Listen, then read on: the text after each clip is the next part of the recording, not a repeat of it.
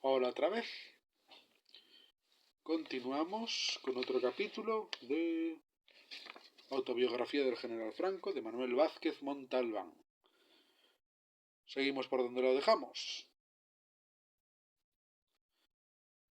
En el fondo, Nicolás siempre rehuyó las complicaciones y solía comentar: con dos hermanos héroes en la familia ya basta.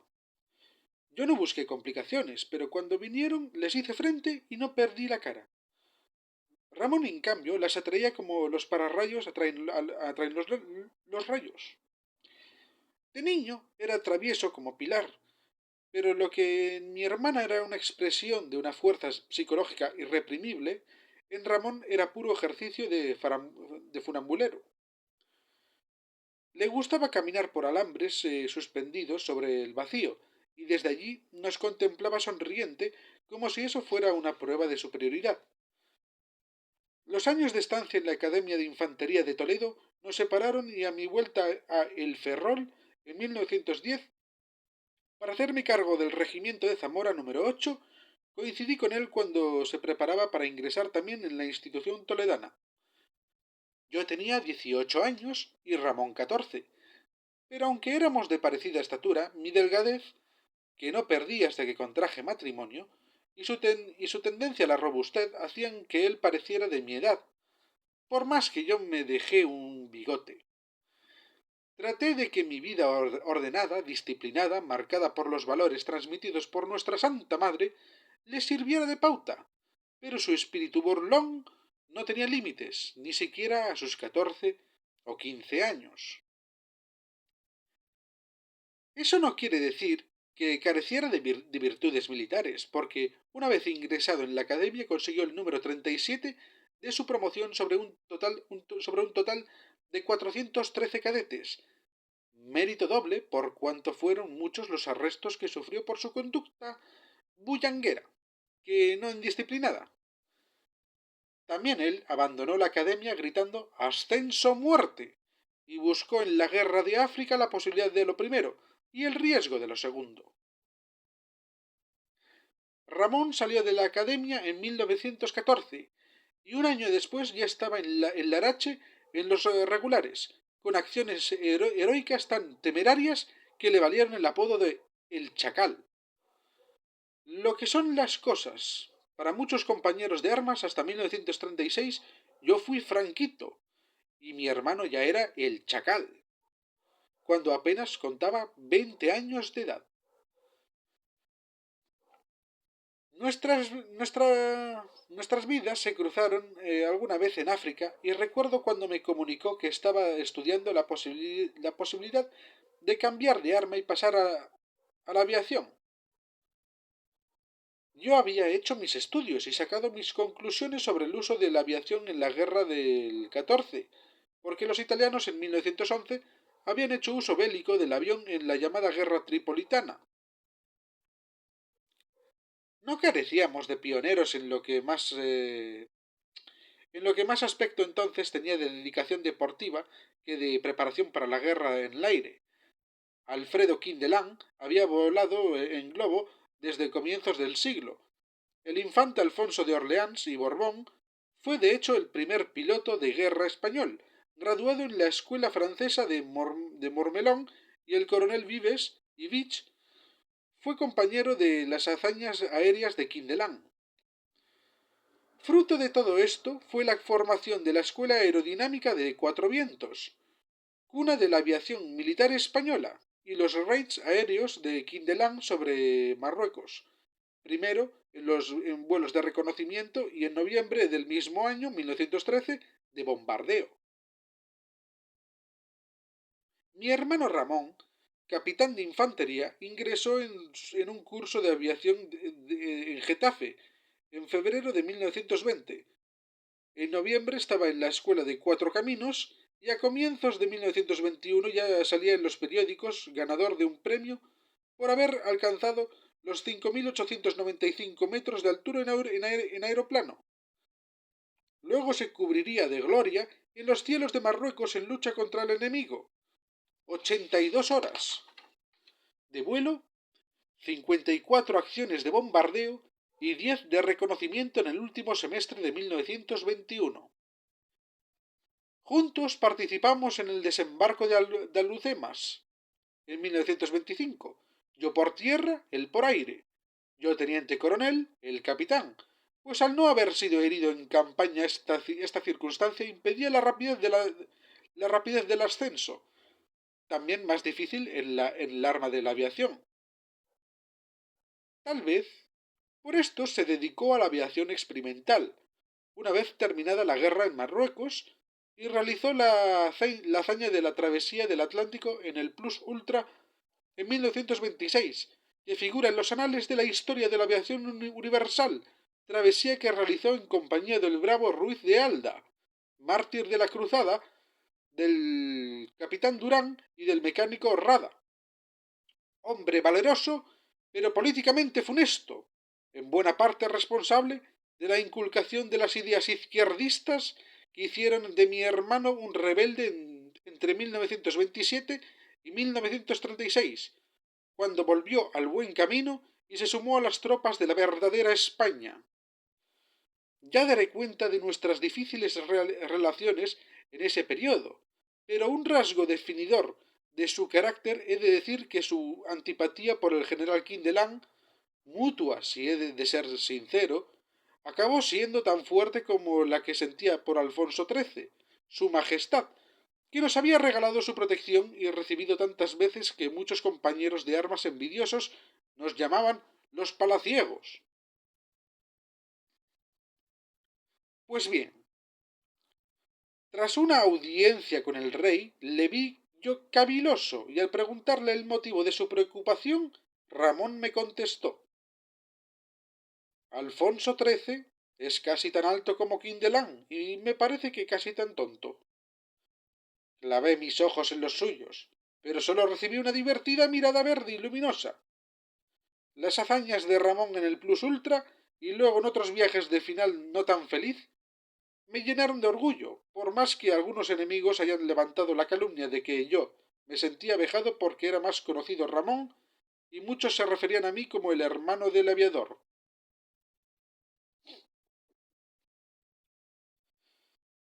En 1927 le levantaron un monumento en el Ferrol. Pusieron una placa dedicada a nosotros dos en la fachada de nuestra casa natal, y fue tanta la alegría de mi madre, premiada por el rey con una preciosa joya robada del domicilio madrileño de mi hermana Pilar en 1936 por la Horda Roja, que yo sentí como mía aquella alegría. Después de todo, lo que mi madre había llorado por los peligros que corríamos Ramón y yo, y de las veces que había subido con las rodillas destrozadas y sangrientas por los caminos que llevaban hasta la Virgen del Chamorro, para pedirle protección para sus hijos.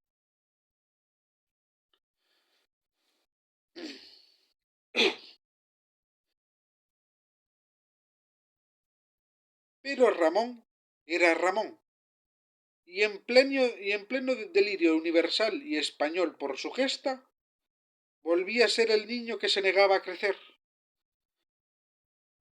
Primo de Rivera, que tampoco vio nunca a Ramón con buenos ojos, no estuvo en el recibimiento que se tributó a los héroes del Plus Ultra en Palos y les citó en Sevilla.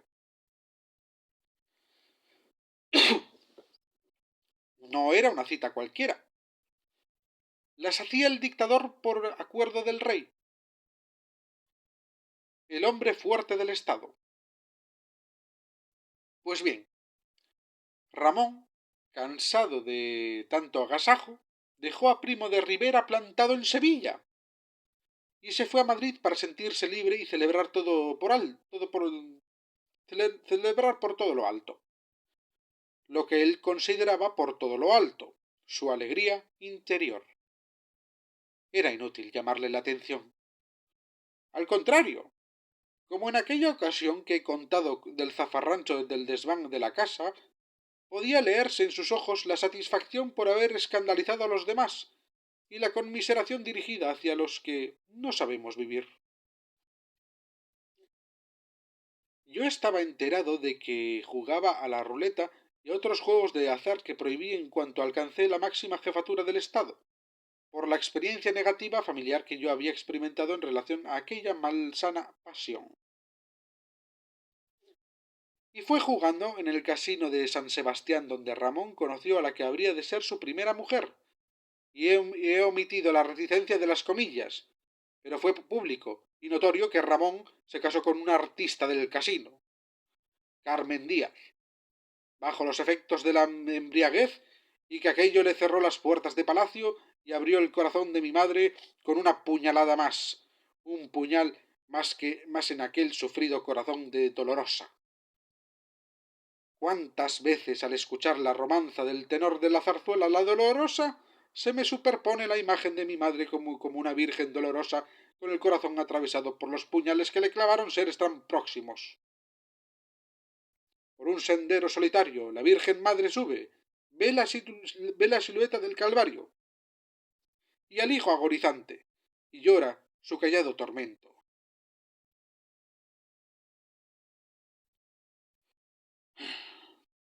He observado en los testimonios de usted los Franco, sobre todo de usted y Pilar, una cierta actitud tiquismiquis hacia cuñados y cuñadas, como si nunca hubieran estado a la altura de ustedes. Especiales víctimas de esa altanería genética, un tanto trivial y minifundista, le hablo de casi gallego a gallego, general, fueron las dos mujeres que tuvo Ramón Franco, causa y efecto de su alocamiento. Pero las señas de identidad que usted atribuye a su primera esposa Carmen Díaz no coinciden con las que ella pudo establecer en Mi vida con Ramón Franco, memorias dictadas o escrituradas por José Antonio Silva. No, no era una contumaz cabaretera de casino a la caza del joven oficial, ya por entonces pequeño héroe de la guerra de África, de sobrenombre El Chacal, por la agresividad de sus acciones de guerra. Carmen Díaz tenía 19 años cuando conoció a Ramón y acababa de salir de un colegio de París, Le Sacré-Cœur, donde había terminado el bachillerato, porque su padre trabajaba en Francia como ingeniero industrial de la Renault. Se encontró con Ramón en Madrid. No era alto, apenas 1 metro 60 centímetros, tenía algo de tripa y su pelo rizo había comenzado a desaparecer, pero yo no veía nada de eso, solo sus ojos, ni siquiera su uniforme con alas de aviador y el pasador de la medalla militar. Carmen Díaz supo comprender la cantidad de rabia y oculta y generosidad. Perdón. Carmen Díaz supo comprender la cantidad de rabia oculta y generosidad de vida que había en aquel loco que exteriorizaba todo lo que usted, general, llevó siempre interiorizado como un quiste. Miraba fijo, como taladrándote, con unos ojos verdes muy bonitos y arrogantes que sin embargo escondían algo. Más adelante lo supe. Escondían sus miedos, sus traumas, sus complejos, su rencor de niño a los demás niños que le decían que no tenían padre, su odio a la sociedad mezquina y chismosa de El Ferrol, su orgullo y su miedo a sí mismo. Fue esta mujer la que mejor supo connotar a su hermano. Vivía permanentemente pensando en cómo llevar la contraria a todos.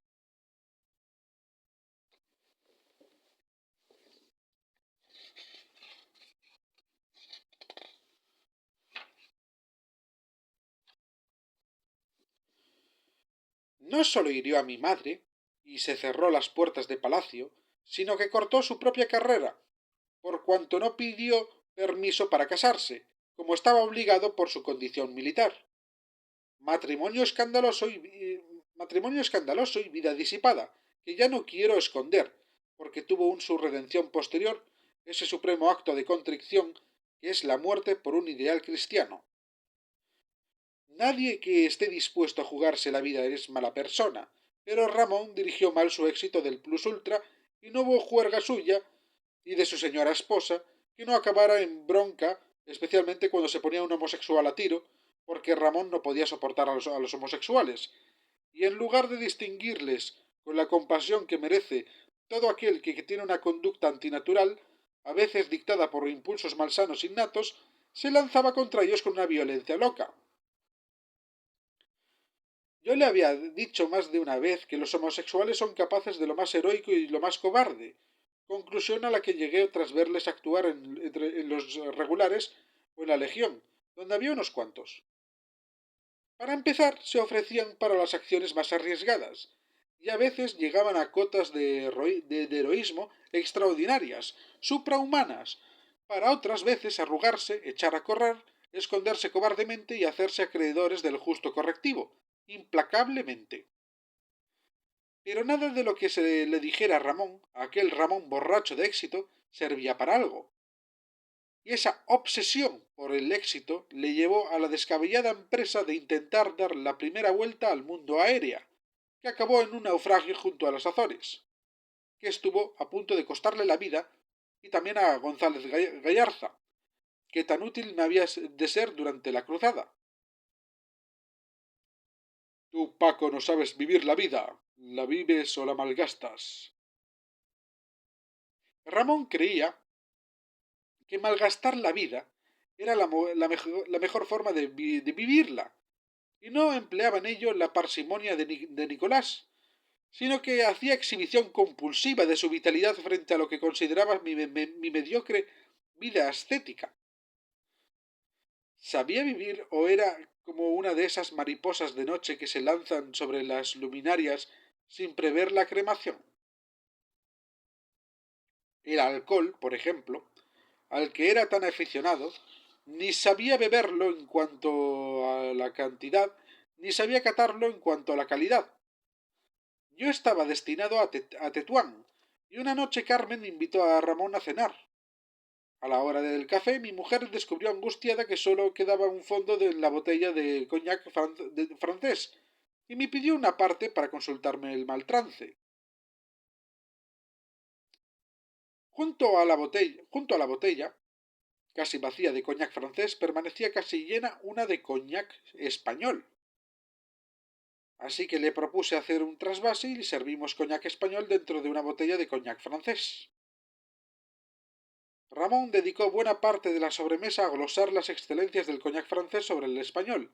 Se bebió media botella y aún se permitió comentar. ¿Y qué hace una botella de coñac francés en una casa como esta? A Carmen le ensombrecían estas pequeñas agresiones. Yo me limité a contestarle. Esperar a que vengan a beberlo paladares exquisitos como el tuyo. Hijos de la misma madre y del mismo padre, cuán distintos todos. Voluntad de Dios, sin duda. Pero las ciencias modernas insisten en la existencia de genes que condicionan el carácter, y al analizar yo la normalidad probada del mío, en comparación con la de otros miembros de mi familia, me pregunto, ¿dónde empieza la excepción y termina la regla? No es que yo haya sido un hombre prudente, incapaz de rebeldía, como probé cuando me enfrenté a mandos muy superiores que no entendían nuestra acción en África, o cuando me sublevé, en nombre de España, contra aquella república roja y masónica. Pero no fue excentricidad mi conducta, sino al contrario, resultado de la aplicación de la más estricta racionalidad y cálculo a la vez ético y estratégico, dotado por Dios de la capacidad de distinguir entre el bien y el mal. La religión nos enseña que todos los humanos somos animales racionales, y no lo pongo en duda, pero de siempre me ha sorprendido la conducta de los excéntricos, que sin llegar a locos, es decir, irracionales, hacen de la extravagancia la señal más poderosa de su personalidad. En mi propia familia, mi hermano Ramón fue un excéntrico toda la vida. Aunque supiera morir como un almogávar, como un defensor de la España imperial, junto a su figura asocio la de mi tía Gilda, hermana de mi padre Nicolás, solterona, cariñosa, imprevisible, ladrona de pequeñas cosas, patatas por ejemplo, que se llevaba de nuestra casa a pesar de que Nicolás y yo le dejábamos mensajes escritos en papeles revueltos entre los tubérculos. Tía Gilda, ya sabemos que eres tú. Tía Gilda, te vamos a denunciar a la infantería de Marina. Vivía con una criada de su misma edad y la recuerdo como un pendaval de palabras, historias y figuraciones, fabulaciones que pasaba por nuestra casa y nos dejaba boquiabiertos a los niños. Y algo confusos a los mayores, porque no sabían cómo tratarla. Si como una adulta o como uno de nosotros. Pero la recuerdo a veces como un viento no solo conmocionador, sino también liberador, cuando nos cogía y nos llevaba al circo, a las fiestas populares, a las botaduras de barcos, donde siempre se metía entre los golfos, como ella llamaba a la gente del pueblo, mientras mis padres estaban entre todo el ferrol, vestidos muy elegantes, muy a tono con aquellos palcos irrepetibles, porque yo, habitual gozador de palcos a lo largo de una vida de protagonismo militar y político, jamás vi ni pisé palcos como los de mi infancia, a la exacta distancia de todo lo que se quería distanciar. Tía Gilda, Gildita, nos contaba cuentos de la tradición mágica celta, y lo que no recordaba se lo inventaba, como aquellas narraciones dedicadas a la vida de los animales, totalmente inverosímiles porque nadie sabe cómo vive un corzo o un conejo, que piensa que relaciona. A veces, cuando en las cacerías he abatido un animal perteneciente al universo fabulador de Gildita, no he podido evitar recordarla situada como un hada, como una brujilla buena en el centro de nuestro salón, jugando al parchís. Siempre se dejaba ganar por nosotros. O contado la historia de un conejo verde que se llamaba Aristóbulo. Por otra parte, tía Gilda, como todas las mujeres de la familia, era muy ahorradora, y a pesar de sus pequeños inocentes robos, podía decirse que ella era una mujer acomodada. Tenía unos pisos en La Coruña y la convencí para que se los dejara a mi hermana Pilar, cuando se quedó viuda con tantos hijos. En cuanto a mi madre, ya han dado constancia suficiente mis biógrafos sobre el respeto que me mereció desde que tuve discernimiento para apreciar su grandeza. Hasta aquellos biógrafos miserables que han tratado de falsificar el sentido de mi vida porque en el fondo querían falsificar el de España. No han podido más que rendirse ante la grandeza de aquella gran mujer. Tenía las facciones finas, una estructura ósea delicada y armoniosa daba a su rostro las luces y sombras de una rara belleza, a la vez luminosa y triste. Ojos, en cambio, los suyos, que normalmente eran dulces, pero que de pronto podían ser una proclama de la dignidad a la defensiva, nunca ofendida, porque nadie podía ofender a aquella pequeña pero indestructible fortaleza de dignidad. Era una fortaleza, no una mujer acobardada como por una supuesta formación antifeminista, como se diría ahora. Era nada más y nada menos que eso, una gran mujer, una gran madre a la que todos los hijos idolatrábamos. Todos me la recuerdan como dotada de una distinción natural que llamaba la atención, siempre vestida con austeridad, aunque sus movimientos suaves y armoniosos mejoraban la modestia y contención de su vestuario. Su carácter era a la vez dulce y enérgico, con una bondad natural que la llevaba a ser caritativa hasta el límite de sus escasas fuerzas económicas, y lo que no podía dar materialmente lo daba espiritualmente impartiendo clases a los obreros analfabetos en las escuelas religiosas para adultos que se abrieron en el Ferrol para llevar por el justo camino la formación de la conciencia de los económicamente débiles. Su amplitud de miras la llevó a dejar que mi hermana Pilar estudiara una carrera, la de magisterio, contra el sentir general de una sociedad como la ferrolana, en la que las chicas de buena familia debían aprender solo lo fundamental que les permitiera encontrar un buen marido.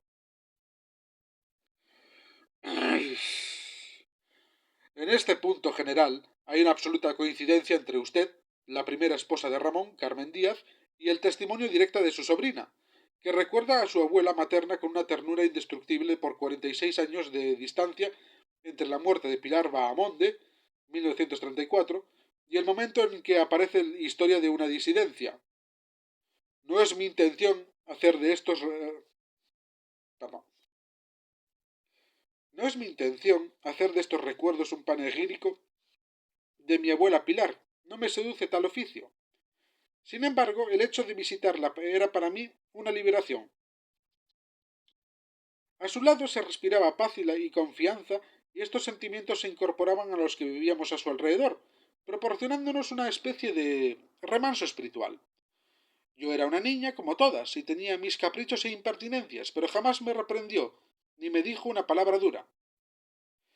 Si en alguna ocasión comprendía que debía llamarme la atención o necesitaba su ayuda, me hacía una observación o una sugerencia con ponderación y amor. Es decir, que lo que hubiera podido ser una reprensión se convertía en una conversación o un discreto consejo. La única pena que sufrí por su causa fue la de su muerte y el vacío que dejó en mí.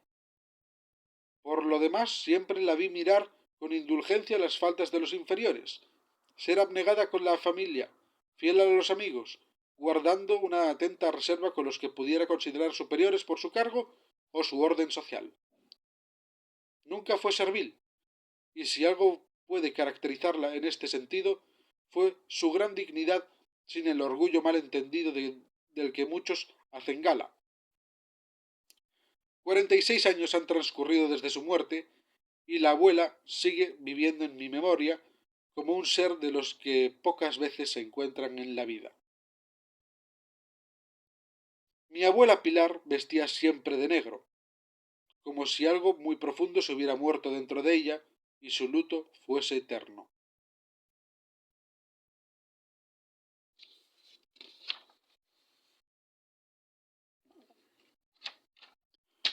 Lo vamos a dejar aquí, porque aquí ya empieza a hablar de un tema serio de la infancia de Francisco Franco. Siempre me equivoco al poner esto.